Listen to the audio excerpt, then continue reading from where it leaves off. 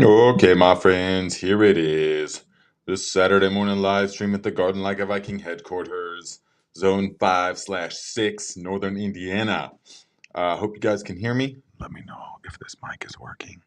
Because it was all kind of messed up today. I couldn't find the stream in the software. But I really don't like this software, actually. The StreamYard platform. As soon as I can figure out OBS, we'll be doing that instead. But guys, let me know where you're at, what you got growing, what the weather is like where you're at. It is going to be 80 degrees here today for northern Indiana, the middle of October. That is uncharacteristically warm. Okay? Yes. Okay. Sound is a bit low. Is it in this thing? Well, I can get a little bit close to it, but man, the audio on StreamYard is so messed up. It's clips and everything. When I use this mic, it all clips, but the other mic is dead and blah, blah, blah. So just, we got to roll with it. So, guys, let me know how this sound is. I can turn it up, but then it's going to hear every little mouth noise and all that kind of stuff. Matt Wares says, should I cold stratify my garlic before planting? I believe I remember you are in Florida. I would say yes. Yes, you want to. For proper, if it doesn't get that cold there, then yes, go ahead and put it in the freezer for a while. Or the fridge for a few weeks, but definitely the freezer will also work. Yeah. Val says, applied more of the fertilizer. Plants are loving it, not the cold. Winding down. I have Chinese cabbage growing well. Guys, Chinese cabbage is an amazing plant, and we have really utilized it this year. And so I want to show you, I got several things to show you, several things that we're doing. It is that time of year because it's kind of a rush to the frost is going to be coming. Eventually, it's going to come. So let's see here. We got, look at this forecast here. Okay, today it's going to be 80 degrees and we're supposed to actually get some rain. It's been a serious drought for the past 2 months. I mean, not a drop hardly. I mean, just a couple days of a little tiny spritz, next to nothing. But this is very, very warm. You see, next Friday though, it looks like a 35, potential frost. But even that, I bet is not really gonna. It's not really gonna do it. And then it's 46. I mean, so we might have a month late frost. Who knows? But if you prepare for that, that can be a blessing. If you prepare for that, it's wonderful because the fall crops are loving this weather, loving it. Yeah. Let's see here. Okay, good. Thank you, Silver Sage. Says sounds amazing. Heather Fox, thank you. Sounds fine. Signal Loss says sounds great. Thank you. Spawn Viking sounds good. All right. Let's see. Shawnee Grove says was planting Egyptian walking onions yesterday. Need to dig up gladiolus today and then plant tulips. Yes, nice. Now is a perfect time for garlic or walking onions, definitely. What do you call the big, well, I guess they're just elephant ears, the decorative, real big ones. I found two bulbs this spring at Rural King, and it's like a farm store around here, a chain, and they look like coconuts. And then I started them inside actually, and so I started them in 2.5 gallon buckets, the same ones that I grow the mushrooms in. So I filled it full of the soil, started it on the heat mat with no thermometer. So it was like 100 degrees. The heat mat was super warm, and started it like 8 weeks before frost. And they finally started poking up sprouts and stuff. Then I put them outside. Probably we had a late cold spring, so it was like June 1st before I could plant them outside. And they just exploded, guys. I mean, these things were huge. The leaves were enormous, really nice. But this is my first year, my first experience with them, so I'm under the impression that you cut them down about now and then bring them in. So we're going to cut them down, dig them up, and bring them in, save them for next year. I'm wondering if the bulbs have grown any, but they're called jumbo elephant ear. I don't know their technical name or what they go by elsewise, but they were very cool. I put them right on both sides of the entrance, and they grew so big that it kind of closed off the entrance. Um, can you believe this? At a certain point, my mail person stops delivering my mail because he writes that it's overgrown and bees. So, and then he just doesn't deliver the mail. And then, like, several days of mail backup, and then he just throws it at the steps on the ground, and right, bees. Like, why are you a mailman if you can't? I mean, isn't that literally your job, is to walk up to people's houses and put the mail into the box? I mean, deliver the mail. And so, if you're like deathly allergic to bees or afraid of bees, wouldn't you choose a different profession? Don't you need to like get into a factory or something, or an office or something like that? Why would you choose a profession where you're literally walking past people's flower beds all day long, outside all day long, you know? So, but at first I was like, I've never heard of that, but maybe he's super allergic to bees. It's not that overgrown, but okay. To be totally fair though, I do.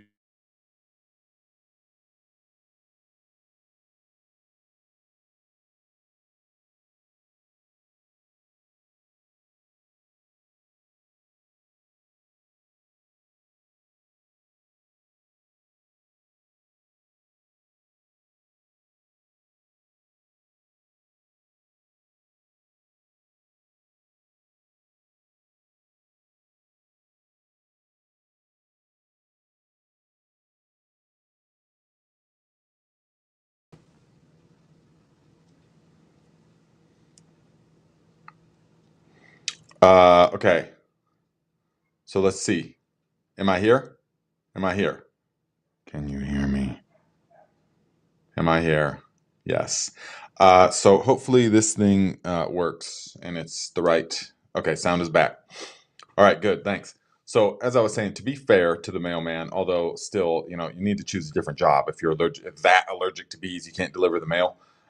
Because I've just got flower pots on both sides of the stairs, and though to be fair, there are giant marigolds. I mean, huge marigolds, basil, tons of different like lime basil and lemon basil. I let it go to seed so that there is, if you're not aware of what carpenter bees are, the bumblebees, the big, there might be a distinction between them, but the big fat bees, then you would, if you didn't know that they can't sting you, that they don't sting or bite or anything, like you can pretty much knock them, and I don't even know if they have stingers.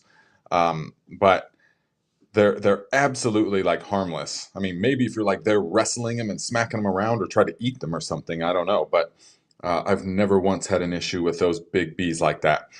But if you didn't know that, you would think that they're just massive bees. And so when you walk up to the house, there will be like the marigolds are like, eye height. That's how big they are, the big African ones.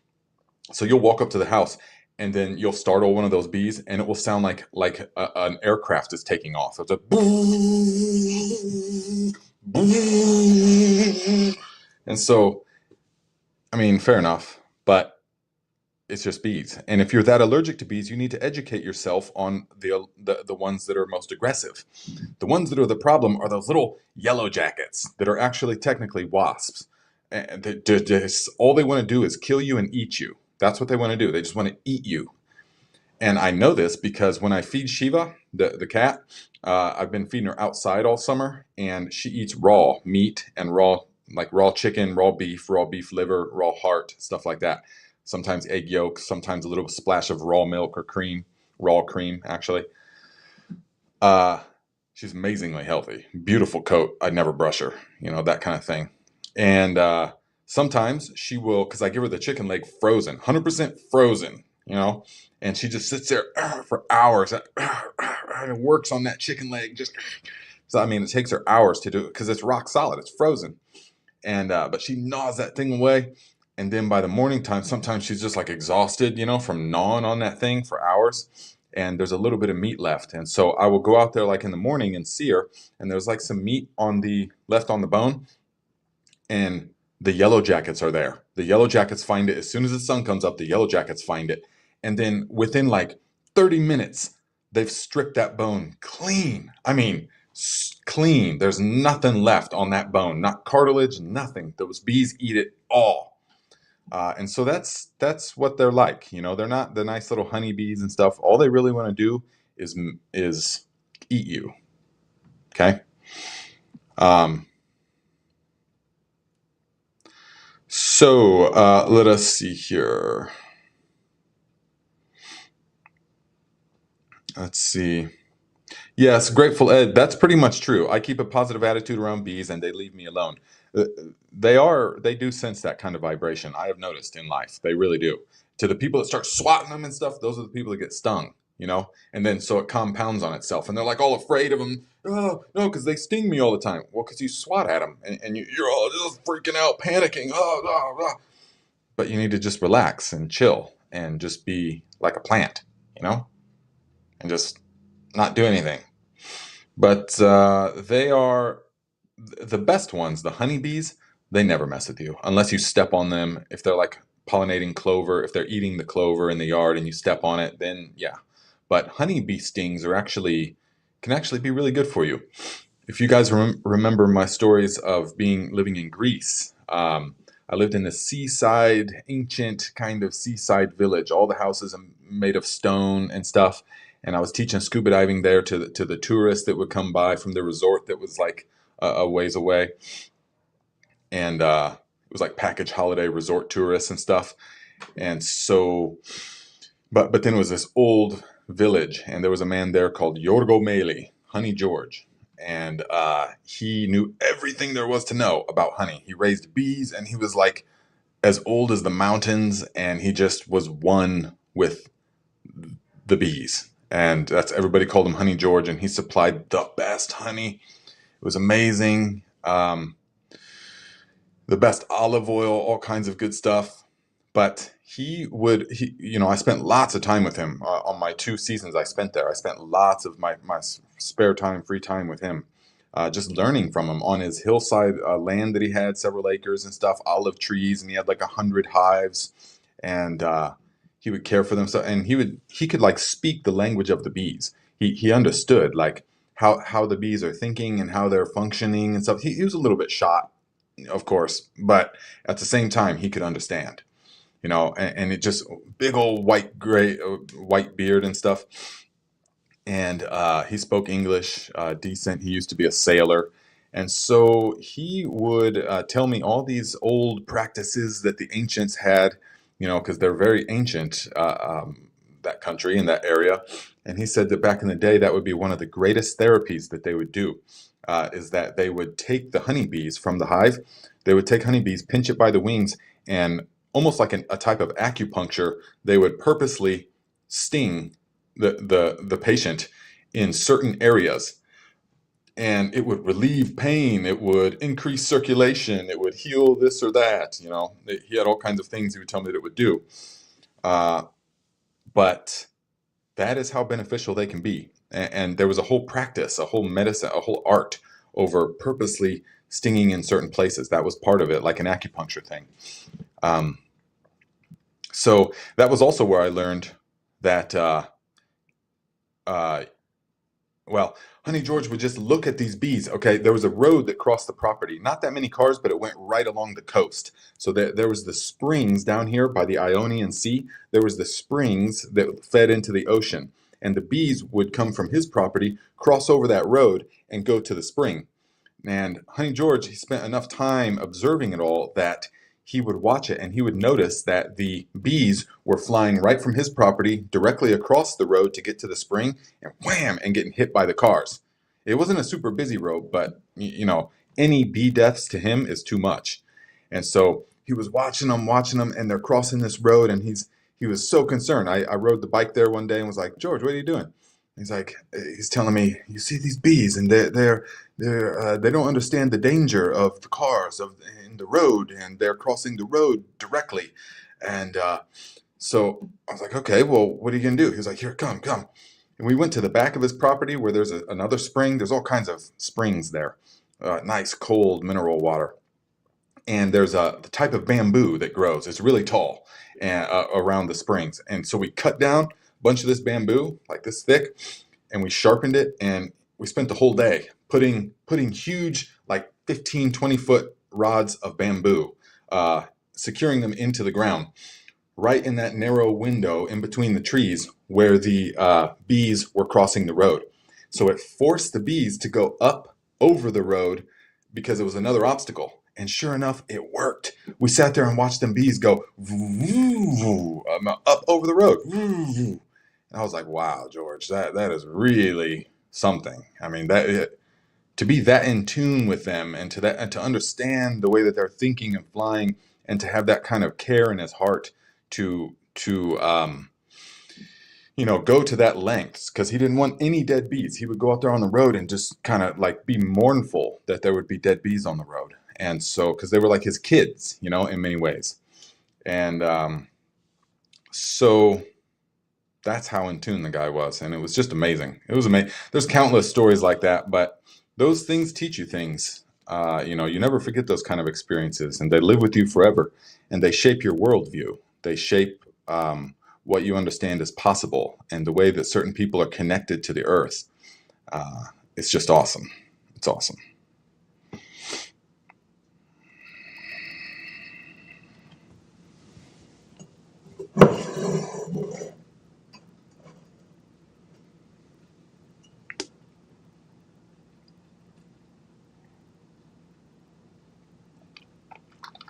Mm. Yes, thank you. Guys are asking me about my tooth. And check this out. You know what that is? A nice, healthy tooth. It's just got a crack in it, though. There's no decay. There was no decay in it. It was just cracked.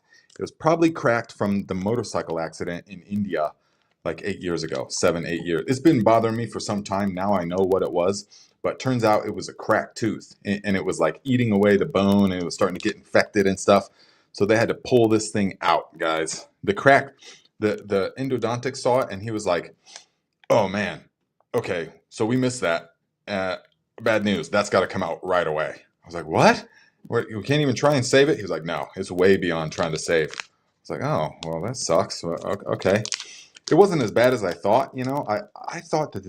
I really thought that the teeth were in there more like bone, like they were attached to bone. But it was a woman dentist or surgeon. What do we call oral surgeon?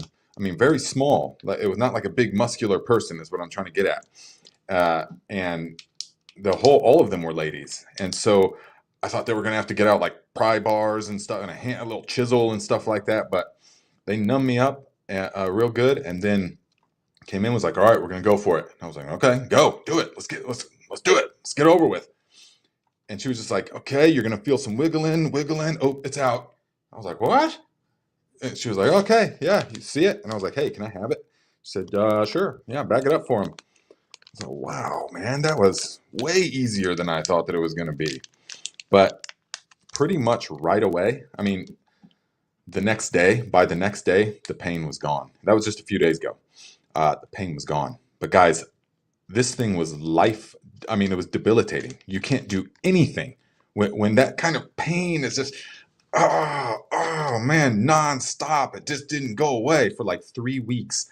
And I had to get on 2 rounds of steroids, and you guys know me, especially if you know me from the Thrive channel, I take nothing, no ibuprofen, nothing, not even protein powders or multivitamins, none of that. I get everything from my food, and I'm 100% clean. And so at this point in life, for the past 7 years, prior to that, it was not that way. We can just say that. But now that's how I am. And so for me to be taking a steroid, and then I had to take the penicillin and stuff, and I was like, oh man. But I just surrendered to modern medicine. I said, okay, whatever. This is a big, big problem. And the side effects of the one small round of penicillin are going to outweigh the potential of leaving this tooth infection right in my face. It could spread and stuff like that. So I said, all right, well, let's just give it to me. Whatever you think. I totally trusted the endodontic. He seemed very sharp and confident. And so here we are. And now it was like 3 weeks of pure misery, but we're back. We're feeling wonderful. And I hardly even noticed that one's gone. But I tell you guys what, that steroid, have you guys ever taken a steroid? And we're not talking about anabolic steroids. These steroids are like cortisol steroids. they work by squashing the immune response, and so you have to take a bunch of them at first and then taper off of them. But man, my mouth, and then I took that first dose, that 6 pills throughout the day dose, and just totally gone. I think I told you guys this last week. I felt like, just phenomenal. I always feel phenomenal, though. I want to be clear about that. I always feel great. But like I said last week, you just kind of live with little aches and pains that you develop. I mean, how many of you know this at this point in life? I just turned 40, which I feel super young still. I mean, super young in the big picture. And I feel incredibly healthy and vibrant, but still, nonetheless, 40 years, and many of those years I was not kind. I was not thinking about longevity. We'll just say that. I was not focused on movement and flexibility and kettlebells and longevity. I was like hammering my body. And so, now it's like, you just live with the little aches and pains that are there. You wake up and your back, your kind of lower back, oh man, you got to walk it off a little bit. And then your knee kind of, you jump down off the trailer and you're like, oh boy, my knees aren't quite as springy as they were, are they? And that's just the way it is. And so, nothing like overwhelming at all. I mean, I feel fantastic pretty much all the time.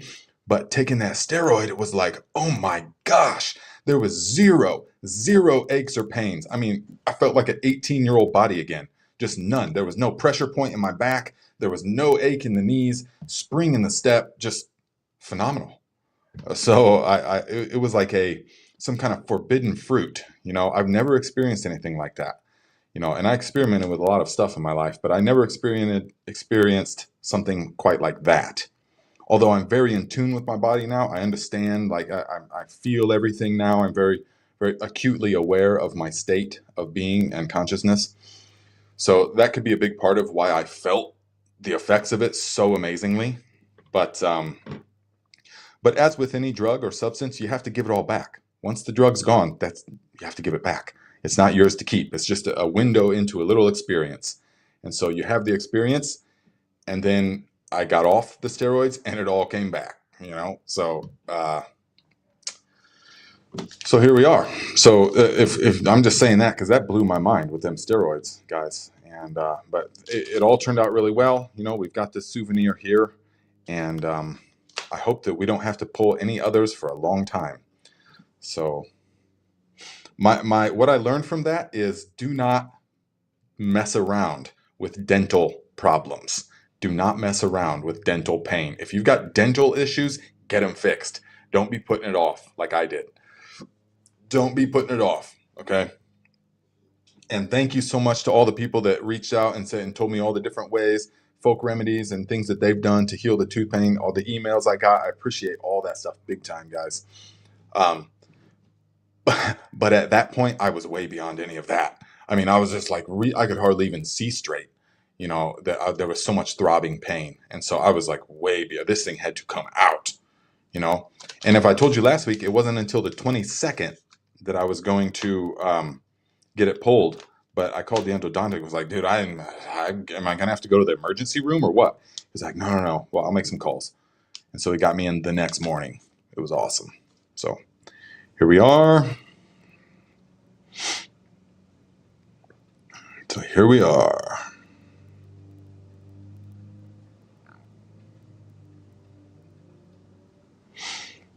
So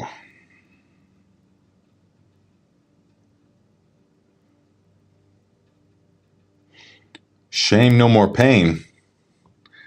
Yes, thank you guys. Thank you. Yes. Just trying to see what you guys are talking about. Alex Forgay, $20. Thank you, my friend. I appreciate the contribution. Says, good morning, Nate and Tribe. Can I put 1 to 2 tablespoons per gallon of soil of Viking granular and scratch it on top and top it with some compost, then mulch and let the worms and microbes do their thing until next season? Okay, so with Viking granular or anything similar, although I guarantee you there's absolutely nothing that compares to the Viking granular, because it's not like the best business model. So because it's too good, the ingredients are too good, the profit margins are too small. You know what I mean? I use all the very best stuff like I used to in California when money was just numbers. You just money. Oh, it will just grow more. It doesn't really matter how much it costs. You know. So that being said, if you have something that is remotely comparable, which I don't even know what it would be, then you can use it in this way: 1 to 2 tablespoons of the gallon per gallon of soil of Viking granular. So with the Viking granular, it does build long-term soil health. Absolutely. Um, that's part of the benefit of it, is that it sort of it's got things in it that are fast release and slow release. So, for example, we could say, so blood meal would be a nitrogen source that is really fast absorbing. I mean, you put that stuff in there, and within a couple of days, the plant is going to green up, you know, and it's really easily digestible by the soil microbes. They can convert it to the nitrogen form that the plant needs really quickly. So there's that. But because it comes on so fast, it comes off so fast, dies out, or gets dispersed, or gets used up really fast. So the blood meal is really good for like the first month, you know, but then after that, it's kind of tapers off because it's all consumed. So a wise chemist or you know, mixer, a wise grower would then have something such as a feather meal that is slow digesting. The feather meal doesn't even start to ramp up until about a month into until like a month after putting it into the soil. But it will slowly digest because of the exact type of proteins that it's made of. It will slowly digest for the next 4 or 5 months, maybe even 6 months. So you want to have a proper ratio of both of those. That's why we don't really get into it on this channel, because it's just too complex for most people, and it's beyond, not that they couldn't figure it out, but you can mess things up big time by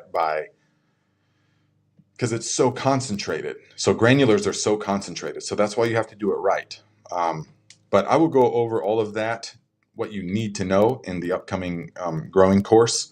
There will be a whole section just to educate you guys on exactly like the top 5 ones that you need to know and mix up yourself, not the top 14 like is in the Viking granular. But to answer that, okay, so I would not put any of that on there yet. If it's for next season, it's too long. It would be mostly used up by then. So you'd be kind of wasting it. Although there are definitely things like humic acids and langbeinite and the sulfate of potash, things like that, that would still be around, definitely. But you'd be wasting it, you know? You'd be wasting it. The only thing that I put on in the fall would be the garlic. I will definitely put some in with the garlic soil. But besides that, the reason that people put things on in the fall is because they're organic things like manure. Manure takes a long time to break down, you know, and it will improve soil structure, all different kinds of things. And so the fall time is the best time to put the manures on.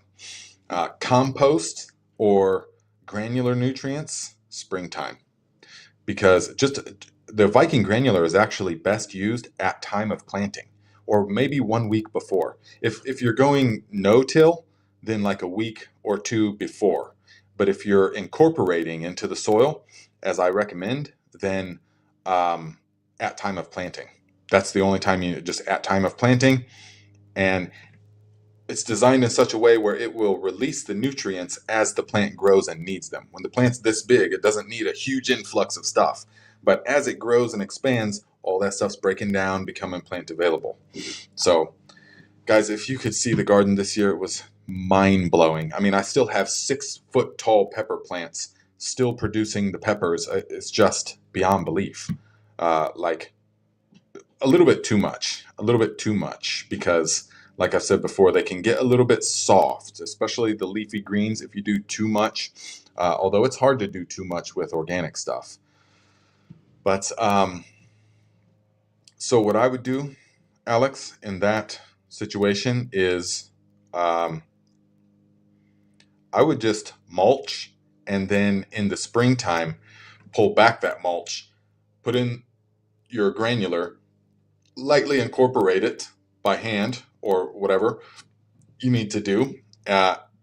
And the compost as well. Compost is in the same boat. Very, very fast digesting, easy to use, but it goes away quick.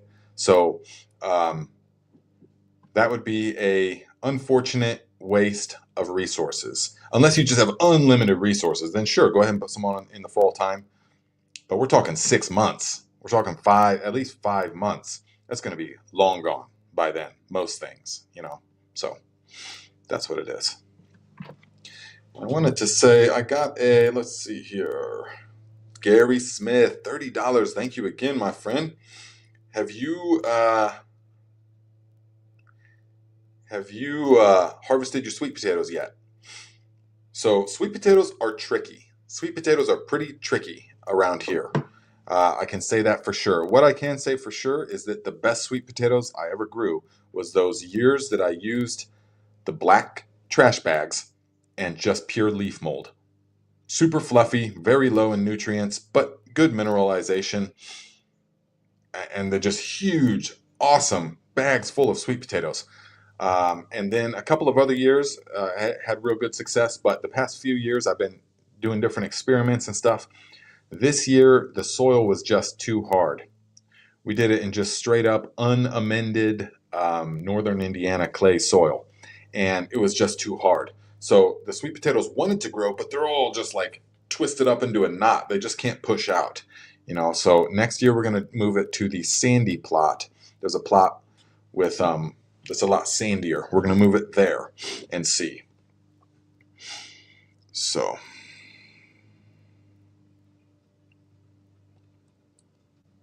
Apostolos. Nice. Lulios. Nah, that sounds very Greek. Hello, Nate and Amazing Tribe from the island of Crete. Nice. Finally joined the live. Never miss a video after the fact. Caring for 2,000 olive trees and a big garden. 3 kids. Man, that sounds amazing. 2,000 olive trees. That is no joke. Guys, in Greece, it is so amazing because each family, well, at least my experience, and my experience is old village type. I mean, like I'm saying, these buildings are hundreds of years old, passed down, the generation to father and everything. And then you have sons or you have kids and like they live there and take care of you when you're old and stuff. And then they live there. It's like that kind of thing. And all the houses are made of stone. They're made to last a long time. And they all have, even the people in the village, they would have like a couple acres, hectares, they call them. It's like 2 acres. And so they would have some of that in the hillside, and there would be old olive trees. Some of these olive trees, 500 years old, 1,000 years old. These olive trees are that old. And so each family sort of has like their own olive tree and their own way of producing the olive oil and stuff. And so each family has like their own wine because they all have grapevines, their own olive oil, and then their own red wine vinegar or white wine vinegar, that kind of thing after the wine has turned. So it's amazing, man. Having like bread, fresh baked bread with sea salt and cracked pepper, and then some of the red wine vinegar from that family with some of the olive oil from that family. Is such a great experience as you're sitting right there by the Ionian Sea and you're eating these fish. They're just all prepare fish in all different kinds of ways. And then a block of feta. Oh, it's such an amazing experience. It really is. So,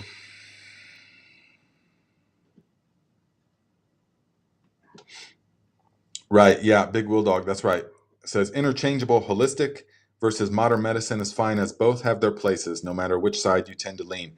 Exactly. Yeah. Both definitely have their places. As I was saying the previous weeks, if this was the Viking age, surely this would be the end of my life. I would have died from that. The infection would have spread, or we would have had to try to extract it in some way. And they didn't have x-rays to even identify exactly which tooth it was, so maybe they would just have to bust out a few of them. I don't know exactly how they did it, but surely I would have died. I mean, because it felt like I was going to anyways. So, Modern medicine has its place. That's no joke.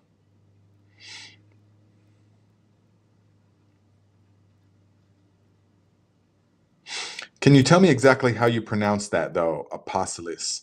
So is it apostolis or apostolis? Apostolis or apostolis? Because when I was in Greece, everybody has like similar, there's like maybe 20 names that you can have, and everybody has one of those names. But then they differentiate by the middle and last names. So that's a very, very common name. But I was living in I was the only American. Everybody else was English, British English. And so they all worked at the same thing. The whole thing was a package resort holiday for people from the UK. Wealthy people from the UK would buy these 1 week holidays where everything was included. They would come there and it was sailing. They had all these huge, expensive sailboats and stuff, and we would take them diving and stuff like that. So it was amazing the contrast that I saw between the clientele up there versus living on Koh Tao in Thailand, where it was all backpackers, young European backpackers with like a lust for exploration and stuff. So much different than working with the really wealthy British people that would come, and they had all their particular desires and fears and all their little concerns and all their little, oh, I can't do that. Oh, I can't be bothered. Okay, well, then in Thailand though, these guys didn't care. We'd be jumping in the middle of the night, thunderstorm and stuff, going on a night dive. These guys didn't care. They were like about life. But the upper class people in the sailboats, no, that's all beneath them. They can't do this. I can't be bothered. You boat boy, diving boy, why don't you get this for me? Come here, boy. That kind of thing.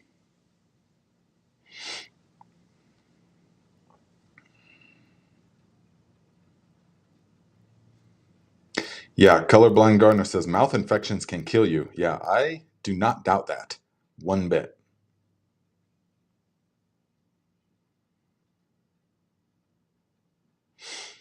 Signal loss. Yeah, motorcycle accident. Here's my shocked face. Yeah, it was in India. I was riding a Royal Enfield 500 around India for several months. That was my second tour there. And, well, crazy, crazy story in the months leading up to it. But suffice to say, I woke up in the hospital several days later with stitches. I had a huge gash all up here, all down here. You can't even see it now. And that surgeon, it was an Indian surgeon, and I just remember his hands smelled like cigarettes. And he stitched me up. I mean, he did such a good job. I just can't even believe how good of a job he did. And we're talking socialized type healthcare. So I got the ambulance, the emergency room treatment, all that stuff. And I never even signed anything. I was there for 3 days, and they were just like, all right, you're good to go. Keep it clean. I was like, oh, okay. And then just like went back to my life. And that was it. I mean, it was crazy. I don't know if they harvested one of my organs, but no. No, it's a totally different experience in other countries, that's for sure. If that happened here and I didn't have insurance, that would be generational debt. That would be like $150,000 that you would have to be shackled with the rest of your life.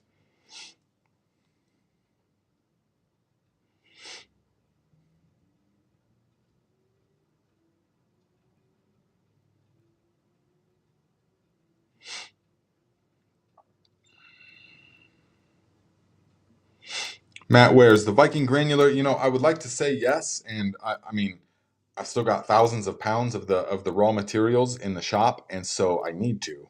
I just didn't have time. So the next, we just figured out how to do all of how to make the courses and stuff, and so we made the Master Cleanse course, the Viking Cleanse course, as the learning experience. That's all that really was, and so now it's been several weeks break. And now Monday, I'm going to hit it hard, making the Viking Cleanse or the Viking Growing System course. So that's going to take me into January. That's going to be full time, every day till January to do this.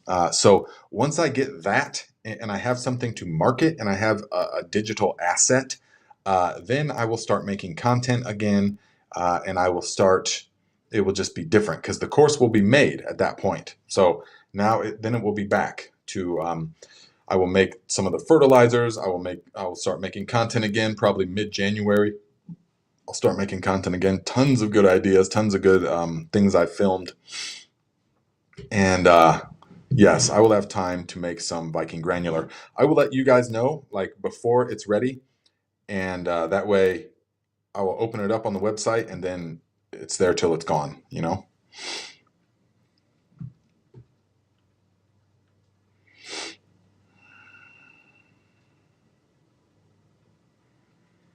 Taylor Rindle, what's up, my friend? So, guys, look, Taylor asked last week, but I didn't see his donation until afterwards about kvass, okay? Kvass. Let's see.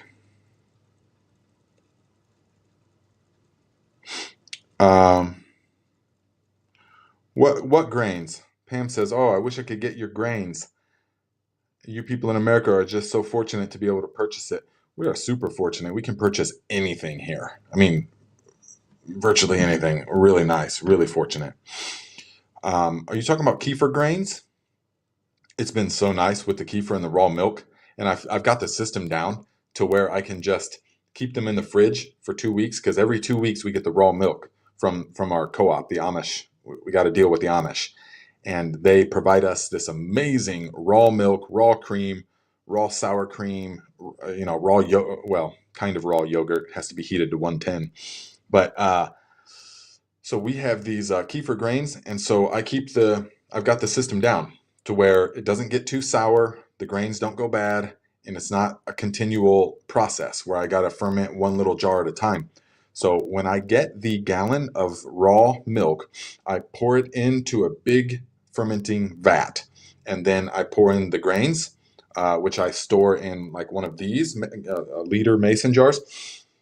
And then it's only like 24 hours, and I stir it every couple hours. It's only like 24 hours, and it is perfectly soured, just enough to where it's just almost wanting to start to separate, but I don't let it separate because that's too sour for me and too hard to deal with. So then I will remove the grains with this method that I got dialed down, and then divide that gallon up into two. Camille gets one and I get one, and consume that. And it's been amazing. Nice and lightly tangy, not like a warhead super sour, but nice and lightly tangy. That's what I like the most, definitely. 1 second, guys. I gotta take me a sip. I got all kinds of cool stuff to show you.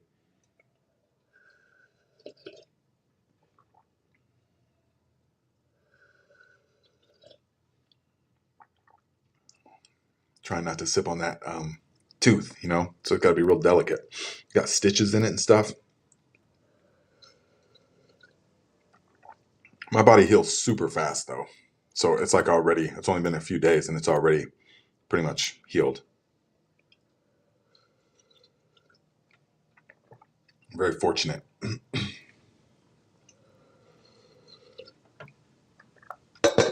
Okay, so now Taylor was asking about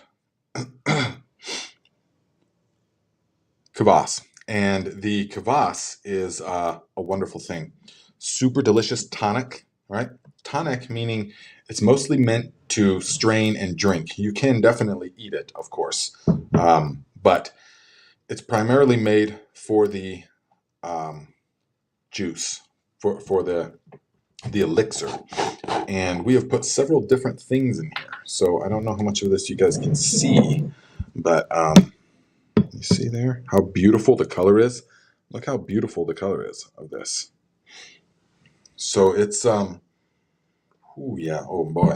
That one is real strong. This one is like medicinal. This one is just straight up beets and garlic. Raw garlic. Man, it is very strong, very pungent. But this other one is cinnamon stick, a stick of Sri Lankan cinnamon, and some cinnamon basil. Yes, and it is smelling and tasting amazing. I mean, oh my gosh. It smells like potpourri. You guys remember that stuff that you would sit out in the bowl Smells like potpourri. And so, a lot of people are like, oh, cinnamon's antimicrobial. And yes, it is to a degree. I mean, all these herbs and stuff, rosemary is also incredibly antimicrobial, but it doesn't do anything to thwart the microbial populations of this jar, for example. It's fermenting exactly on schedule with any of the other ones. Garlic is antimicrobial as well. So it's not that kind of antimicrobial, you know. It obviously, the microbes are flourishing in here. So, and there's a whole stick of cinnamon in here. But man, it's so good. So the important thing to understand with fermenting like kvass is that there's no agreed upon percentage of salt or of solids to water. It is all sort of subjective. So you can have it down as far as I've seen people doing it with 1 teaspoon of salt to this entire massive half-gallon jar, all right, 2-liter jar. Now, that to me is not, I like them saltier for one, it's more savory, but for two, here we have trouble with them fermenting at that weak of ratio. But now still others will be 3 tablespoons of salt in this exact same thing, and it can all work. So you can do anything in between. Start with it's not as important as like straight up ferments are, or like dry brining something, because there's wet brining where you mix up a brine at a certain percentage and then you pack your vegetables and you pour the stuff over it. But then there's dry brining where you take the total weight of the vegetable substance and then you add salt directly to that. There's no brine solution. You're using the natural brine from the produce, from the actual thing. So with the dry brining, you have to be a lot more specific, a lot more careful with it. But I always like to err on the side of slightly too much salt because it keeps it crunchier and it keeps it more towards success. Yeah. Although that being said, we did the experiment with the 3% and the 5% brine with the sweet peppers, and we're not noticing too much of a difference at this point, with those peppers. But we did use a starter. So that kind of throws it for a loop. So we'll see. But start with like 1 tablespoon of salt, sea salt, to the half-gallon, and fill it about halfway, or a third to halfway, with solids.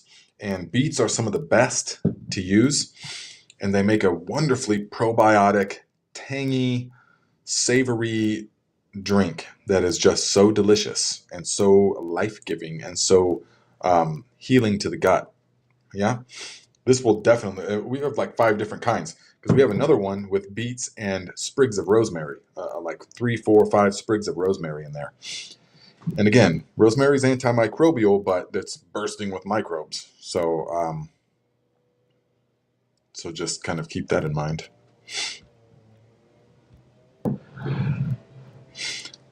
The guy across the street loves to mow his lawn. I mean, he loves to mow his lawn. He edges it every single time that he does. He's out there when he starts. It's like 2 hours. It's like a 2-hour show that he's out there. He loves mowing that thing. Fertilizes it. I mean, it's like that thick, luscious green, just exploding, super thick, and looks like it's cut with a scissors and a ruler and stuff. Really well manicured. He likes that kind of thing. And then there's mine across the street that looks like an absolute jungle. I mean, like a jungle.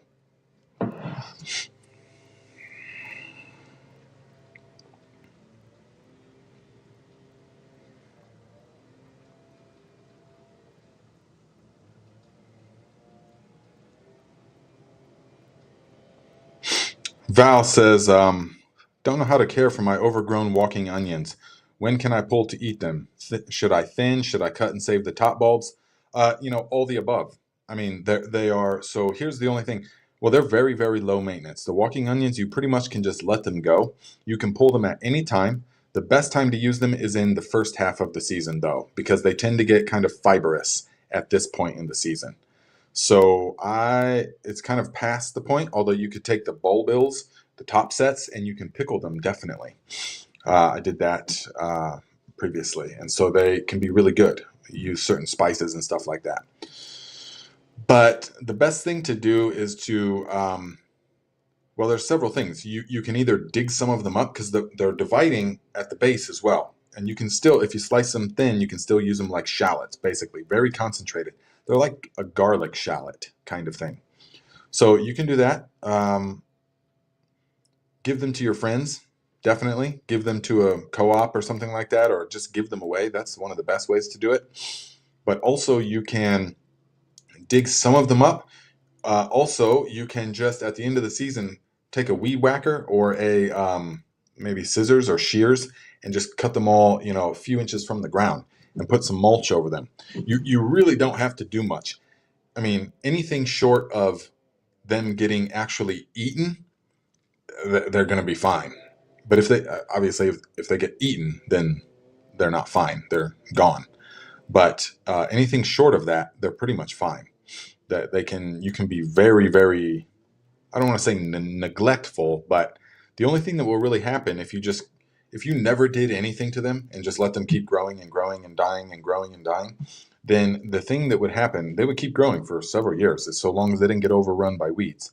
Um, but they would eventually divide so much at the base that they would crowd each other out to the point where they'd all be super tiny. They'd all just be real tiny.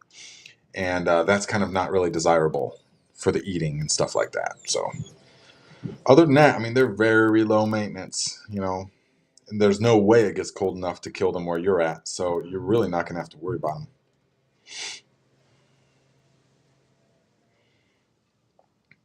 Look to nature. Oh yeah, definitely. When I was growing in shredded leaves, I definitely had the JMS in there. Yep.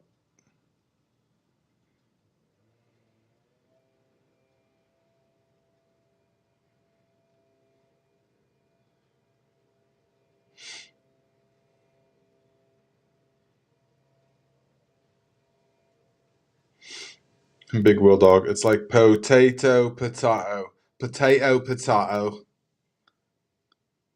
Oh yeah. Green olives and farmhouse cheese. Amazing. Yes. Yeah, guys, talking about the government shutdown, I have my serious doubts that the military is shut down. Not every single branch of the government. I think it's just the people that don't have like super important jobs. The military. There's no way that would be shut down.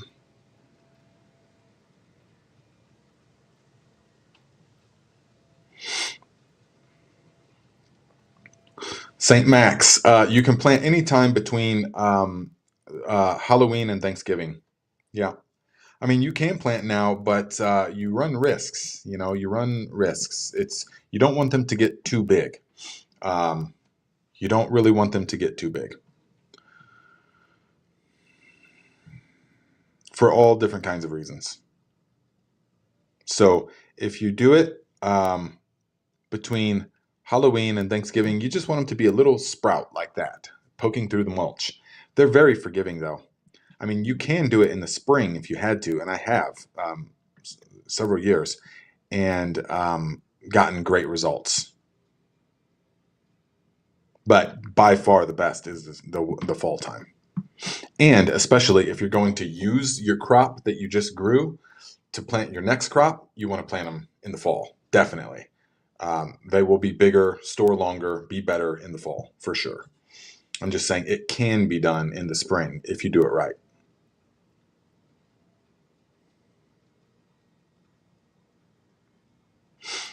Yeah, Signal Law says, do you think it's a good idea to make a video that says more coming and maybe a tour? I know, I should do a garden tour. I have all of the stuff because you guys have been asking for it, and I have all of the footage. So I will be doing that before long. Yeah. I just had to take a break, had to take a break from making the content and stuff. And I got just burned out, man, especially once all the algorithm just stopped recommending stuff. And that was my only money source. So I became a little bit spiteful against the whole thing. Like, are you kidding me? Even though I know my content is very valuable to somebody that wants to understand this art form, but because I don't play the games of like clickbait titles and hooking them in the beginning and watch to the end and all that. I don't play those games, and so the controversial topics and stuff like that. I just don't really do that. Um, So therefore, the algorithm says, all right, well, fine, you're not going to get recommended. Therefore, and no one's going to see your stuff. How about that? And so, well, okay, so I'm not going to make anything then. How about that? And so I will just. But once I have something, that the course and the ebook and a couple free trainings. There's ways to do it. That then I will. Okay, then we'll have our video, and I will take 30 seconds in the middle of the video to thank our sponsor, myself, which will be blah blah blah. And here's the course. If you want to dive a lot deeper into all this stuff, here's the course. But back to the video. That kind of thing. The videos will still be the same, packed full of useful stuff, give you guys all kinds of good ideas and stuff, commentary. But the courses are really awesome because we don't have to, I don't have to try and string you along to draw out the engagement, because YouTubers are only paid upon how long they can keep you watching. That's it. That's the only metric, really, is that how long can you keep them watching? That's all that matters. Not clicks or views or any of that. Watch time. That's all you're incentivized for. And so that makes it so that people just fill words. A 15-minute video that could have took like 4 minutes to get to the point. You could have conveyed in a concise way in 5 minutes what took you 17 minutes to say, because a 5-minute video doesn't pay anything, but a 17-minute video, well, now we're talking, that will start paying. So that doesn't make for a good viewer experience. It doesn't make it good to learn things, really. It makes it good to be entertained for 17 minutes. Okay, whatever.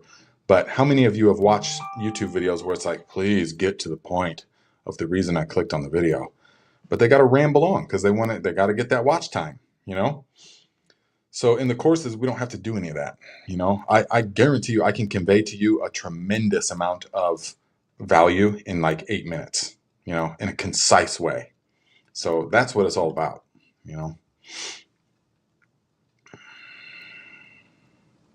Yes, thank you guys. I guess we reached 200,000 subs. That's awesome.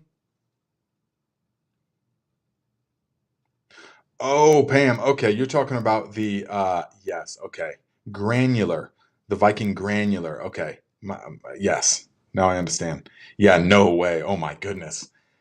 No, it's like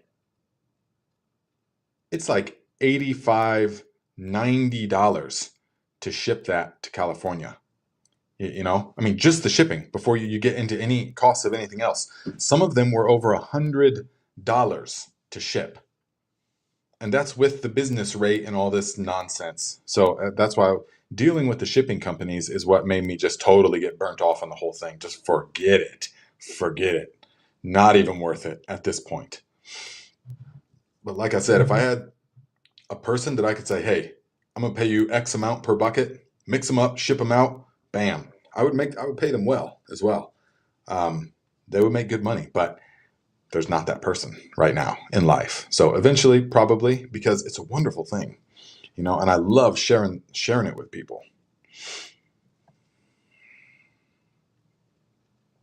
Oh yeah. Oh, it's way too. It would not ship to South Africa. I mean, it would be thousands. Yeah.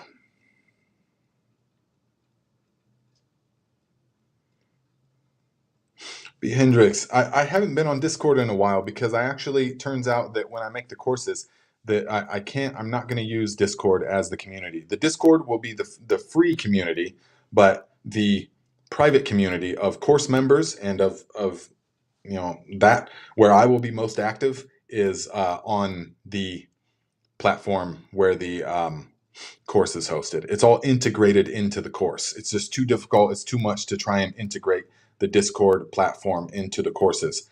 And so the course material, that's going to be my focus. The private community is where I will be answering daily questions. I can't answer like all the YouTube and Instagram comments and questions. I can't answer those anymore, and most of them are repetitive anyways. And the answer is like in the video. So I will be focusing all my efforts on the private community, and that will be only for people that purchase the courses, So that's why I haven't been on Discord, because it's not going to work like I thought that it was going to work as far as that goes. because we're going to do paid advertisements. The tribe's going to grow a lot in the next year in a way, so it's going to look different. These will probably look different as well. So we'll see. We'll be reminiscing about the good old times when it was just the inner circle tribe here.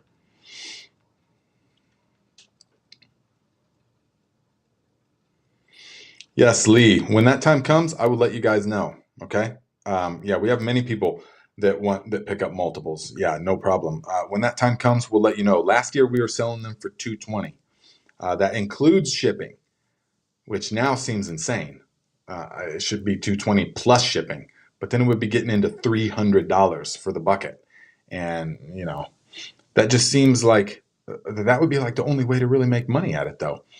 James Prigioni has a little fertilizer that he's promoting, which good for him.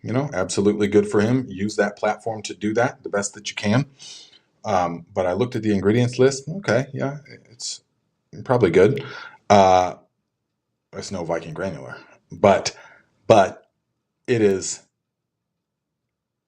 I think, what is it?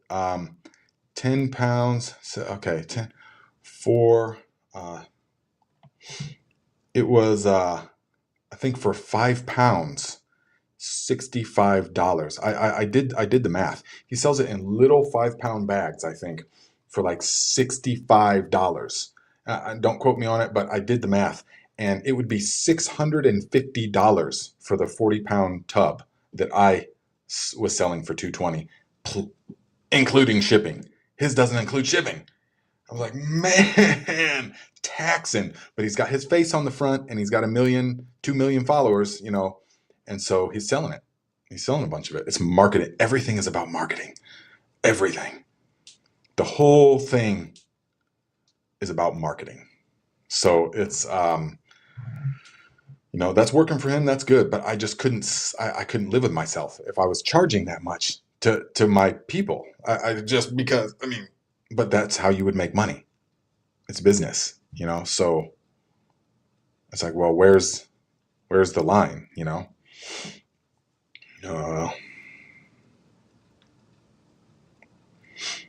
No, Signal Loss says, I bet your tongue can't leave it alone. No, I have my impulse control is absolute at this point in life. So they told me, do not mess with it with your tongue. So wham, I haven't touched it.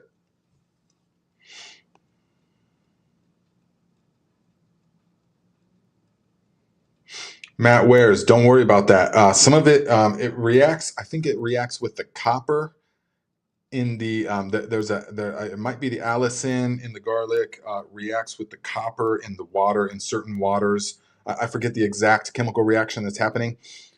The bluish garlic is not a problem. It's not a problem. Now, if it's like green and if you have to know the difference between botulism and the bluish green color in garlic, that's very common. But botulism is something else entirely, like a dark, mossy green, bluish green fuzz. Very different. Smells totally off. But the bluish green garlic is quite common.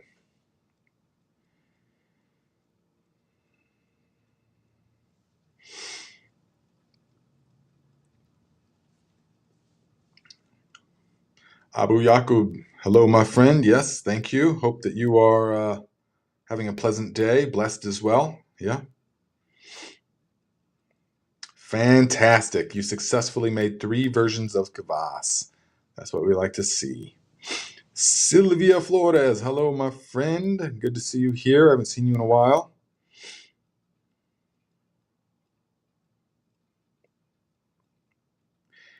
Yeah, so Matt says, can't wait. I have some cabbages to turn into sauerkraut. Planning on making traditional kraut and red. So here is what I've learned over the years. Don't overcomplicate your ferments. So let me show you what I mean, okay? Like one other ingredient can be good, But for example, here we have one of my favorite things, and this is just Chinese cabbage, sea salt, and water. That's it. And this is very versatile. And so this can be added. We'll make different types of dishes, stir fries or hot pot soups and stuff over the winter, and we will add a big, you know, tongs full, a big handful of this stuff. Fermented, soured cabbage. Chinese cabbage, though, totally different texture and taste than regular cabbage. Very delightful, very nutritious, actually, because we use the golden, what's it called? The golden beauty one, which studies, they did a couple studies on it, and it's extremely nutrient dense, this variety, especially if it's grown in the right soil, which obviously, you know, ours is grown in the most nutrient dense soil there is, in my experience. So this stuff is amazing, and it's just the one ingredient. All right. So don't be afraid to just have a few of these. Now, yes, I'll be honest. We had to purchase a separate refrigerator for our ferments. So we're that serious about it. Downstairs, we have 5 freezers. One of them is an ice bath that we converted. But there's a refrigerator, freezer, and then a chest freezer. And because you know, when you stay away from the stores, when you only go to the stores for like certain select few ingredients, then you have to eat like that. I mean, stuff that comes out of the garden, meat mostly. We have meat with every meal. Although I had to have eggs this week, eggs and steel cut oats and grits from our glass gem corn, which was amazing. Grits, so tasty. So this is a wonderful thing. Now you can also add things like this, and so we have the cabbage as the base. But then we have put some, we dug up some carrots. We dug up some, well, we didn't dig them up, but we have the Ivarsky peppers and green onions and some carrots and some Chinese cabbage and a few leaves of basil is in here. You see all that? Look at all that life that's happening in there, guys. This is just like a good classic garden ferment. This is, and you see how it all wants to float? But we keep it all submerged with the brine.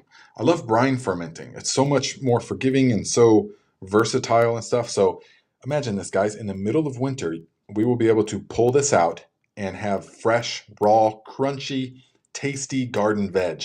Not over seasoned, just salt. And the taste of the nutrient-dense produce that's been deepened, you know, with its complexity from the fermentation process. And so this to me is like invaluable. It's amazing. Full of vitamin C, all kinds of good probiotics, all kinds of good nutrients in the depth of winter. Because all this stuff back here, this huge, amazing, beautiful cornucopia is about to go away because the cold will kill everything. And so nothing is growing here over the winter. And so we will take this and we're going to have like, 15 of these half gallons of various ferments just like this, except some with, different things. One of them we have just Chinese cabbage and mustard greens, real spicy mustard greens. So we have that. I didn't make any actual kimchi this year. I'm a little burnt out on that. So, and we haven't even started harvesting the actual cabbages yet. So there's going to be tons of ferment. That's how we will eat fresh veg all winter. Yeah.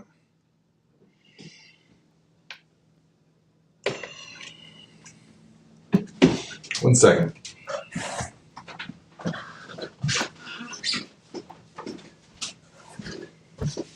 Guys, if you want to get on those mushrooms, you need to do it.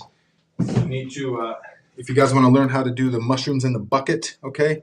There's links in the description of my other videos of, I don't know about this one, but where you can get the North Spore stuff. So if you guys are trying to grow mushrooms indoors, highly recommend it. Grow them over the winter time. You can use the promo code Garden Viking. You get 10% off, and we will get the little kickback for that. So we appreciate it. Doesn't even have to be through my link. You can just go there and use Garden Viking as the promo code. I would also suggest, if you guys are new to it, the pink oysters are the fastest colonizing of all of the. From the time of inoculation until the time of harvest, 2 weeks. 2 weeks. That is amazingly fast, so long as it's nice and warm. They're a tropical crop, so that's why they can grow so fast. All the other ones though, like the blue oysters and stuff, those will take a month at least before they really colonize and start fruiting.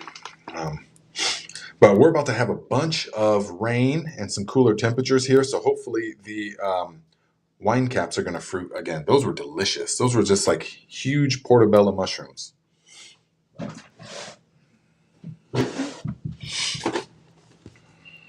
Check it out, guys. We're going to put these up like tomorrow, but we got to clear out some of the plants first. But putting up these Govee lights, I like the look of them, definitely. So then we can adjust them for different holidays. We can do the, Halloween colors and Christmas colors and all that kind of stuff. So it really makes decorating kind of, for the holiday easy. You just get on the phone app and switch out the colors.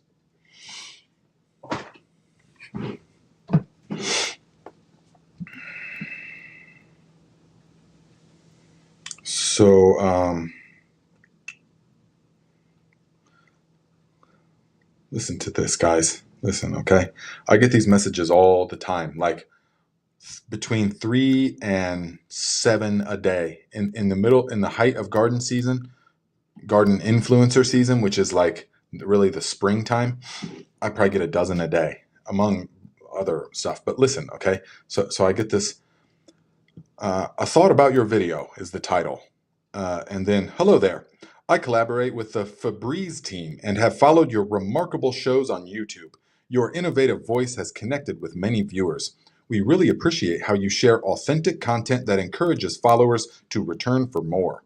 We would be glad to work with you and would like you to mention Febreze in your next video.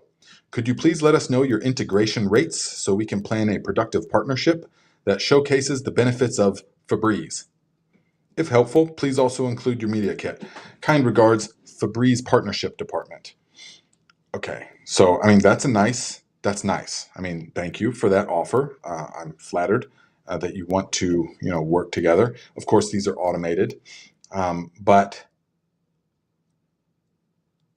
you just get bombarded with these, and a lot of them. So if I respond to any of them and say, yeah, that's not an ideal. Febreze is not. Do you even understand what my content is about?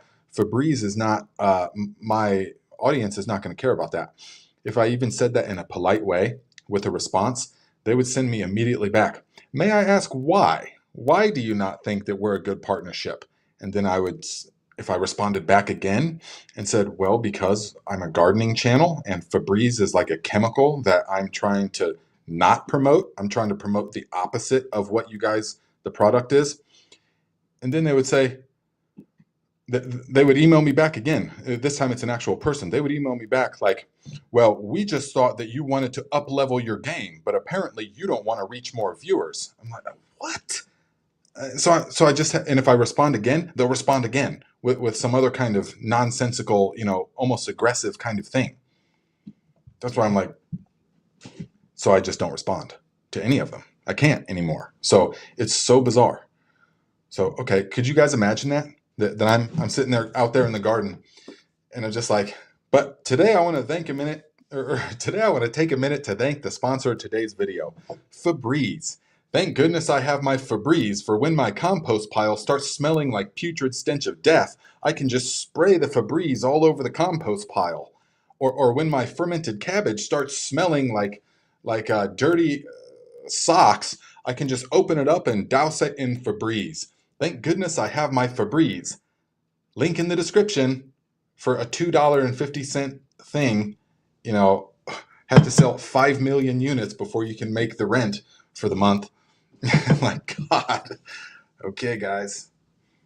So it makes you just stop looking at your emails because, although occasionally there's a good one. Last year, Bootstrap Farmer contacted me, and immediately I took them. I said, okay, but they didn't do nothing like that. They were just like, hey, Nate, we know your content, we know your channel, and we like it. Let's set up a time to talk, via video chat. And I was like, yes, okay, there we go. This is legitimate, So set up a time, talked with her one-on-one, super cool people, and we got a little partnership, So, and we're gonna do it again this upcoming year. So I'm very happy to promote a high quality product, definitely. But Febreze, no.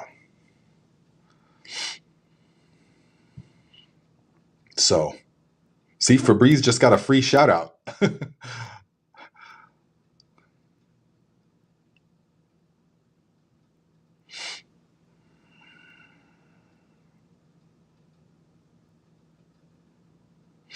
Okay, Matt says, nope, not fuzzy. I think I'm good. Yeah, if it's not the fuzzy botulism stuff, then you're good. It's very common.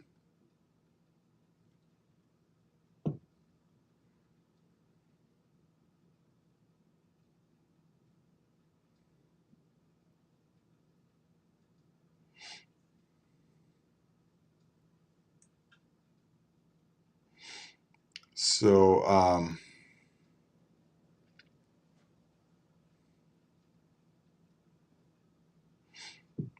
Abu Yakub, and okay, so I appreciate that. I think that we said before that we will do it in the springtime. So it's going to have to be in the spring because when the days get short and after the course is made, and so like in January and February, when there's some sunny days, I will go to the shop and I will mix up a bunch of buckets. I can only do about 28 buckets a day. That's like the max, for me, because it's just me mixing it all up. And they're 40 pounds a piece. And that's just after it's all mixed up. And I've got thousands of pounds, pallets of 50-pound bags that I have to dump into the mixer and stuff. And so it is a serious workout. I can tell you that. I mean, serious workout. So I'll be doing that when we got the time.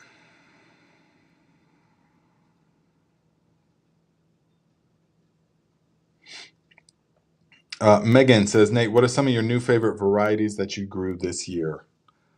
New favorite, okay, so for beets, the Bettina. You know how I'm always promoting the Cylindra? Still very good beet, of course, nice and sweet. But the Bettina beet, for things like kvass, there's no comparison because they get so massive and they're so sweet. The sugar content is even more than Cylindra, and it tastes even less like earth, like soil, than the other beets. There's like the Detroit Dark Red, which tastes like straight up soil. I mean, it really tastes like clay to me. And that's what most people think of when they think of beets. They're like, yeah, okay. But the Cylindra is very nice and sweet and tender. But they grow to a certain size. They're good for juicing and stuff, very juicy. But the Bettina beet, it has blown them all away because they'll get like this big and they'll still be super soft and sweet and amazing. You can take like two of those beets and make like three or four, bunch of kvass. So, and Tegan likes to just eat them raw. So for a 10-year-old kid eating raw beets, that's got to be a special one. And she likes those Bettinas, definitely. So there's no doubt about that. Oh, tomatoes. Definitely growing brandywines again. Ain't no doubt about it. What I found about brandywines, though, this year, and as we have talked about, is that the brandywines kind of have a narrow season where they're the best, where they're really good, because they produced not all that long, but even less amount of time was their peak.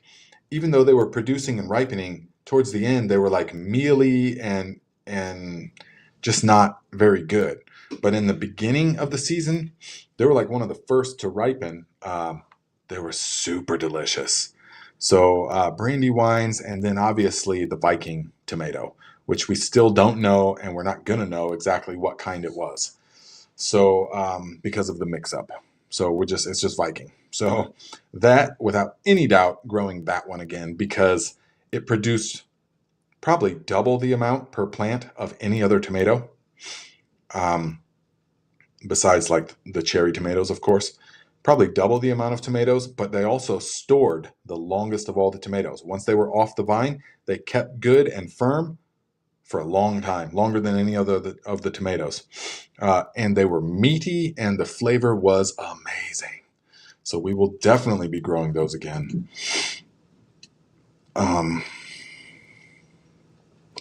We used a lemon drop pepper to make this, which is like a Barbados style hot sauce with turmeric and yellow onion. It is so amazingly good. We can't get over it. We had tacos last night, ground beef, because I have to be eating soft stuff for right now. So we've had like eggs and like omelets, and then on the side steel cut oats, with the raw cream and butter and stuff. Then I had grits and eggs, and then so last night we had like soft. I rarely eat like tortillas or anything like that, but it's an exception because of the. So we had the beef, and we made our own homemade refried beans with the rattlesnake beans. Super good. Probably best refried beans I ever had. We just boiled the beans for a super long time. These are rattlesnake beans we grew ourselves. And then once they boiled till they were kind of mushy, and I put some salt pork, some of our own cured and smoked salt pork in there, the pork belly that we cured and smoked. Put a slab of that in there while it was boiling. Oh my gosh. And then just poured it into a skillet with a bunch of, I sauteed some garlic and onions and a bunch of lard. We use lots of lard, pastured lard, very high in vitamin D, and smashed it down. So good. Amazing. So put a huge slab of that on the tortilla, and then the ground beef from our friend that grows it or that raises the beef, and some of this stuff, which was amazing. Made the whole thing. I mean, it's so complex. Like I said, it smells like a whole taco bar. It's such a unique, but we use lemon drop peppers. That's what I'm getting at. We used the same guy, the same old man. He gave me a bunch of different stuff. One of the thing was what I do remember. He said this is called a lemon drop pepper, and they're yellow. And so we had just enough of them made it to be able to make this thing.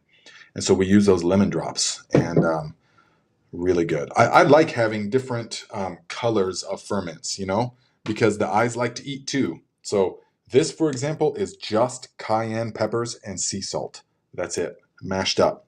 So here's the pepper mash. We're going to ferment it for like a month or maybe even 2 months. And then we're going to mix it with a little bit, the right amount of distilled white vinegar. And this will be straight up classic, like Louisiana hot sauce. Very delicious. But this is so much more complex and mild. This stuff is going to be blazing hot. I mean, very concentrated. This stuff, you can add a whole spoonful, and it's hot, yes, but it's spicy. And that lemon drop pepper comes on quick and goes away just as quick. So we'll definitely be growing the lemon drop next year, just for that exact purpose, because that's probably our favorite hot sauce. It is amazing. So there's that.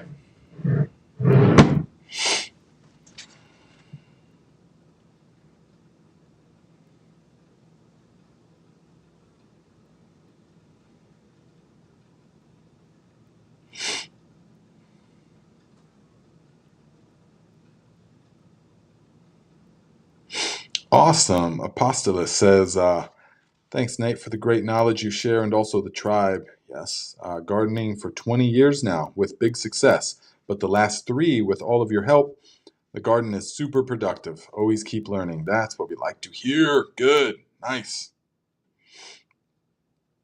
That's what we like to hear. I don't really recognize that name, so you must have not. You must just been one of those that was like lurking in the shadows for a while and not participating that much. Well, welcome into the light.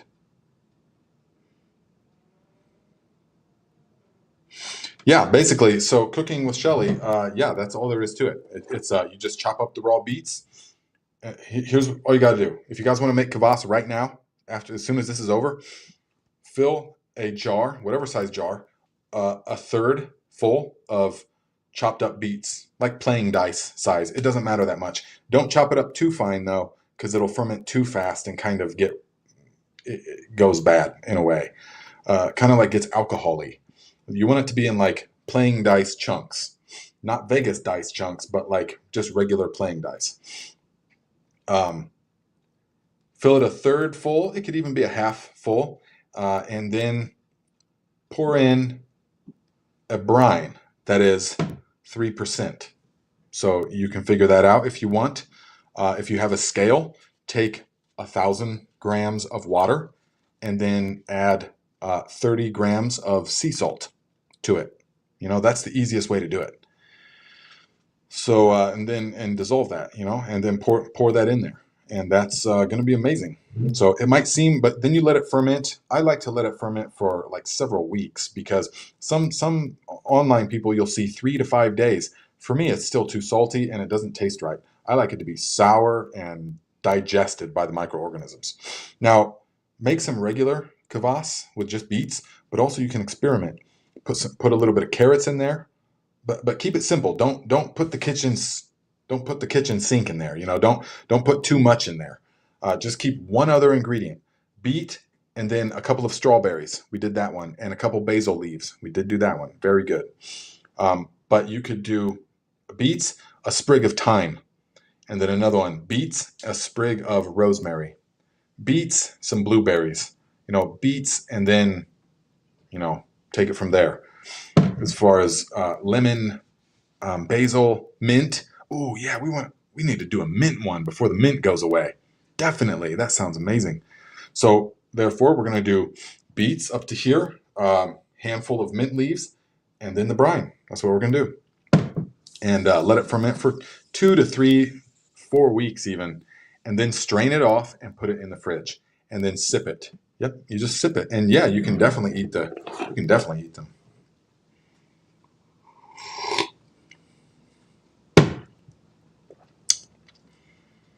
Oh yeah, super tasty. Starting to get soured. Tastes like cinnamon. Definitely makes the teeth red for a little bit. Beets actually don't stain though. It's not like turmeric that permanently stains.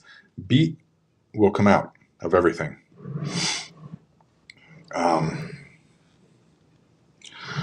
One thing that I will tell you guys that is absolutely disgusting. Watch.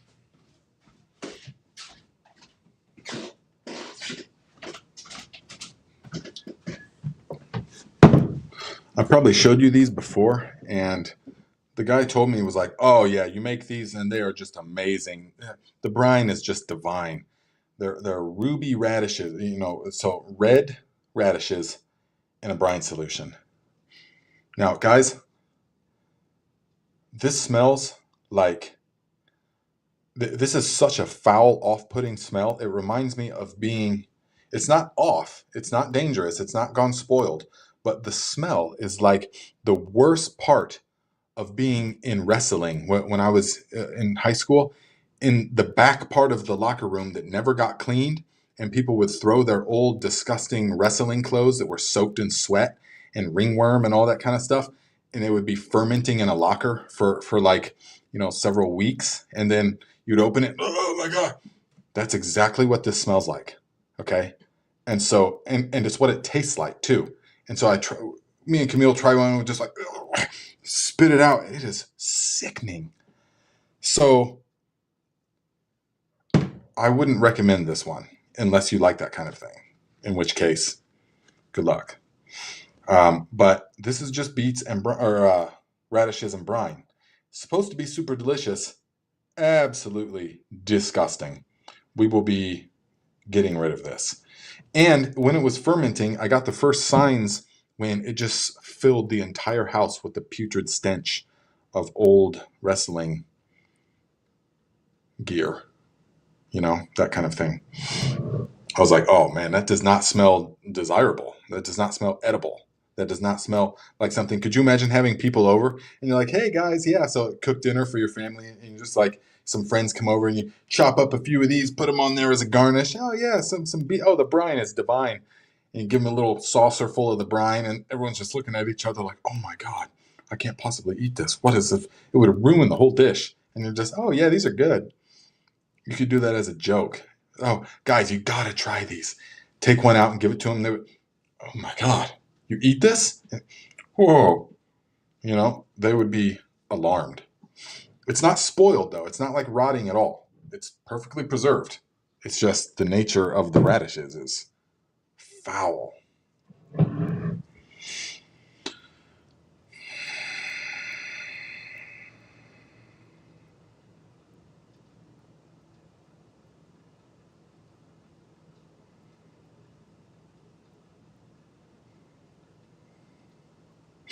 Yeah, it's been a good fall here as well.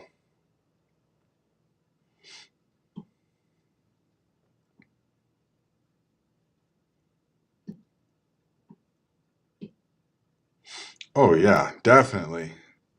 Shelly says, thanks, Nate. Just made some fermented dill pickles last night using 3.5% brine, but never made or ate fermented beets and juice before. I have 20 pounds of beets now. We'll try this. Oh yes, you're gonna absolutely love it. Now my thing is um, um, keep it simple and let it ferment long enough, because it can take a while to develop that soured flavor. I like it soured. And I couldn't show you, but one that we did, okay, beets, and then a handful of fresh dill from the garden, and about 10 or 15 black peppercorns. Throw it all in there. Super good. The whole thing tastes just like dill pickles. I mean, so good. Like, and the beets as well. So yeah, handful of fresh dill and about 10 or 15 whole peppercorns. Don't grind them. Put them in there. You're going to love it. Taylor Reindl, $10. Thank you, my friend. I appreciate the contribution. You know what? That's a pretty good idea. We'll see. Viking Uncle, if you're watching, let's make sure that we prepare for that. So all the remaining tomatoes of the Viking tomatoes, we should save. Yes. So that's very possible, yeah. But we got to combine it with something else. We'll have to combine it with something. Well, I don't know. We'll see. Maybe the people will get a free one with their bucket of fertilizer. Free some of the best tomatoes I've ever had, with the Viking fertilizer. You can't really say though the best tomato I've ever had, because they're for different things. They're just for different things. So, like for example, the Roma. If you're trying to fresh eat a Roma tomato, okay, lackluster. But if you're trying to make it into sauce, oh yeah, totally different animal. So how can you say that one's, just overall better? That being said, if I did have to pick only one tomato, I would probably pick the Viking tomato, because it will still make good. I'm sure it would still make good paste. Okay, good, said Roger on the tomatoes. What? What? You're here early? Guess what the cat drug in? Huh? Gosh, that's a lot of fermentation. I know, yes. What you been doing? Where you been? My grandpa's food bank painting, and I was painting all over my hands. Oh my gosh. Show him your hands. Show him up here. Other side. Look at that. Big old mess. What'd you paint? Giant canvas with just faces. Oh. Did you bring it, or it stays there? It stays there. It's probably almost, say, as big as this area right here. Oh my gosh. She's a wonderful artist. Yep. She loves to draw. She loves charcoal. She likes to use charcoal, different charcoal things, right? Yes. Yeah. Yeah. What are we doing today? I don't know. Where are we going after this? Oh, Costco. Costco. That's right. When are you going to use your Kirkland card? Kirklands? Yeah. Yep. It'll be a while. So, yeah, we are going. Mummy toes. Oh, yes. Oh, my gosh. That jar would be great. Here, Tegan, try one of these real quick. No, thanks. No, try one. No. What? How do you know? Here, smell. What do you think? What does it smell like? I don't know. It's disgusting, guys. I opened this thing. Whew. Yes, that's a good idea. Put them on the porch as mummy toes. And I'll hand them out for Halloween. We'll hand them out for Halloween. How about that? Yeah. We'll make sure no kids ever come back. Yeah. Oh, God. Guys, I opened this jar and now the juice dripped all over the place. Yeah. That's just fantastic. Way to go, Tegan. I didn't do anything. We're going to make a necklace for Tegan. No, we're not. Yeah, we are. She wants it made into a necklace. No, I do not. with leather and beads and stuff. No, what? No. What do you want to say to the tribe? I don't know. You don't know? I don't know. I don't know. Yep. See, Val says, hey, Tegan. Pam says, hello, sweet little girl. She's going, oh, if only you guys knew. No, she's very sweet. Yeah, okay. So I see Val saying, I want to purchase the Viking tomato. Yeah, I figured that would probably happen. So Viking Uncle confirmed he's going to harvest all of the remaining tomatoes. So we will probably, but I don't see myself having the manpower to just ship out tons of tiny little things like that. So we'll probably combine it with another offer of some kind, either the Viking granular, or maybe if there's something else that we end up having, you know, because the onions were a bust this year. We got hammered by the voles, and it's the voles. What are those? They're like underground mice. They're like a mole, kind of, except much more destructive. Yeah, they're small. I'll show them to you one day. Yeah, they're terrible. Yeah. You still smell those beets or those radishes? Yeah. I know, they're disgusting. Oh, hey, guys, look.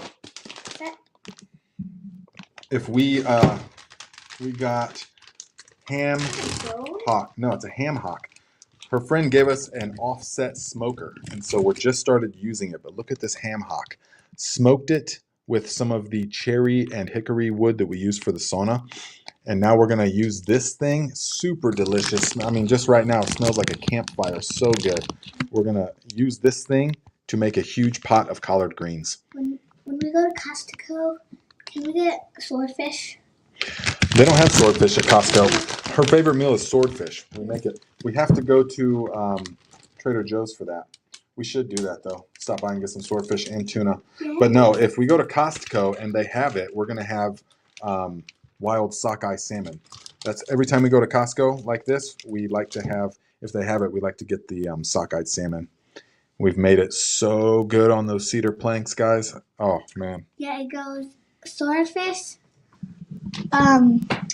Swordfish is my first favorite, then steel cut oats is my second favorite, and then the salmon's my third favorite. Oh, yeah. We have another guess. What about underleaf pork chops? Ooh, yeah, pork chops. She likes pork chops too, yeah. We get all that stuff from the butcher. It's been so amazing. Mm-hmm. So, okay, guys. Well, we will, oh, what's her costume? She said, what's your costume? Look to Nature says, what's your costume? What's your costume going to be? It's going to be Megan for Halloween. What? You're still trying to do that? Yes. No, well, yeah, well, I like this one better. This is the one we did for my, when I went to the lake with my grandma. See, this is the best kind. This is what we used to do as I was a kid. We didn't go out and buy a costume. We had to just get a bunch of stuff and make it. So that we like took the blowtorch to the shirt, and that's my machete, of course, and that's she didn't carry that with her all night. But that's you know, and the shorts and stuff like that. And that's beet kvass juice, fake blood. So isn't that super cool? That's the way to do it. I want Denise to make my costume. Oh, do you? Yeah. We're not going to buy it. Yeah, I know. That's true. That's right. My mom, she wants my mom to make it. My mom's super good at that kind of stuff. That's where we got the memories from, you know. Wonderful. Making costumes last minute, you know, like the day of Halloween. We're back and we'll go get some mushroom honey. Okay, good idea. Yeah, do that real quick and let them know what they think of it. But then we're going to go. So, yeah, Tegan wants to show you a little bit of what she likes to eat. Okay, yes. This is the mushroom honey that, here, show them the label. This is the mushroom honey that, no, this one. Just like that. Take it up and show it to them. Right there's the camera.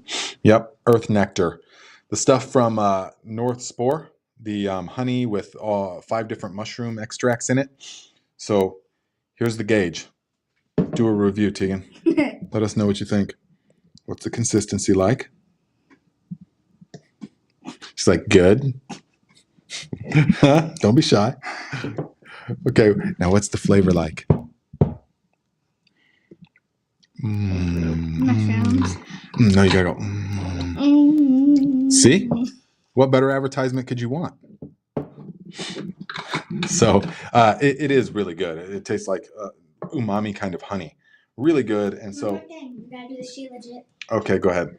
So if she's eating it and she's loving it, good luck getting a 10-year-old girl to eat mushrooms extract, but in the honey like that, totally doable. So I'm not like trying to push it or anything, but they just sent it to me for free. And so we've been eating it. It's quite good, actually. Okay, she wants to show you one last thing. Her She Legit. She likes to take She Legit. You guys know about that? Fulvic acid for the human body. Super good for you. It helps with the absorption of all different kinds of minerals. It's an actual plant substance. It seeps out of the earth in the Himalayas. I first learned about it when I was traveling in India and Nepal. They've been using it there for thousands of years in their Ayurvedic food medicine tradition. It's like the foundation of the Ayurvedic herbs and things, because it helps with the absorption of all other nutrients. And so they refine it, and then I have it every morning. And this is one that is a little bit more mellow. It's mixed with honey, because it's super bitter. So there's no way she could do that with the regular stuff. But to have all you need is just a tiny little bit. All you need is just a tiny little bit of the She Legit.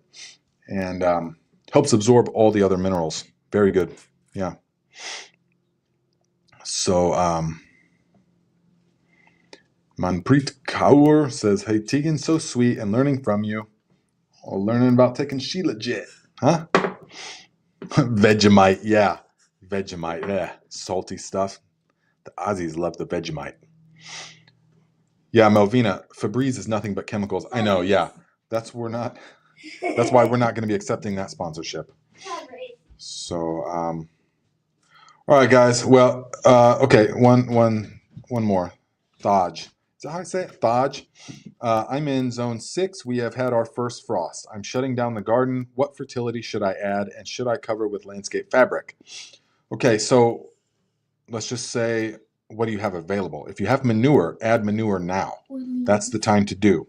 Yes, very good. Or you can cover it in fall leaves. You don't necessarily need to, you don't want to cover it. If landscaping fabric is all you have, then go ahead and use that to keep it covered so that it's not bare soil. But what I would recommend is an organic mulch, like leaves. So for example, what I'm going to be doing is several of the beds I'll be planting a cover crop that I will then incorporate in.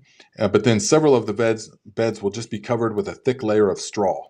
And that is going to provide earthworm food or worm food, not just earthworms, all the different kinds of worms, and microorganism food. It's going to protect them. The landscaping fabric would only be my last resort because it doesn't actually give any nutrients. So that's what we only do during the summertime. So ideally, roll the landscaping fabric back, plant your cover crop, incorporate it in the spring, and then roll it back out. That's the way to do it. Aren't those your mom's least favorite to eat? Ooh, don't be calling us out on live TV. Huh? Yeah. What'd you say? No, she said, aren't those our least favorite to eat? It's true. The pink oysters are my least favorite to eat. Why? What is that? Why is that? Because they mature so quickly that so remember I said 2 weeks and then they're matured, but they release their spores in like 2 weeks and 2 days, So like they can get over I let them go too long one time and I ate them anyways, and it permanently altered the way that I perceived them. Up to that point, I was eating them all the time. I loved them, but I let them go too long and still ate them, and I can never get that taste out of my mouth. It like rearranged the taste buds for some reason. So, thanks a lot. You're welcome.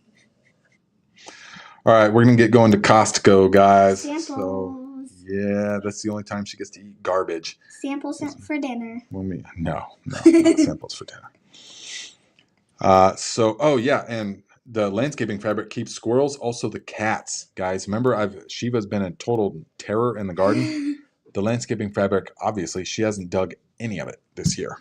So it's been amazing. All that stuff will come out in the courses. I'll explain the whole system and everything you need to know. Why don't you go put that back in the fridge for us? Say bye to everybody. See you next live stream, hopefully. Yep. All right, guys. we will see you guys. I hope you have a good rest of the day, and do your shopping on Amazon through the links in the description. Definitely don't forget that. And we will. And also don't forget, I would appreciate some reviews.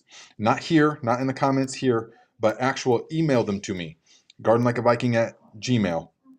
And put in the title review, or like personal review or something like that, garden review or my review, something review in all capital letters so I don't miss it. And that would be really beneficial. So just record yourself, in vertical mode like this, speaking about, when you came to the tribe, what you've got from it. Not just me, but the tribe is also very beneficial. I mean, it's all one. So, because I will use them to promote the courses, because we're going to be advertising to people we don't know. I mean, not you guys. It's for all these countless people we don't know. So they don't know me. They don't know anything about me. So they will know. They will be able to see if you give a review. It doesn't have to all be good. You can say ups and downs, whatever it is. But if they see that, then they're going to go, okay. So there's legitimate. It's legit. It's not like a scam. So I will put those on the website, in the funnel, on the advertisements, things like that. So please do that. Yes, I would appreciate that. Did you show them these? I did, yeah. Yeah. We're going to hang those. So I would appreciate that, guys. Okay? So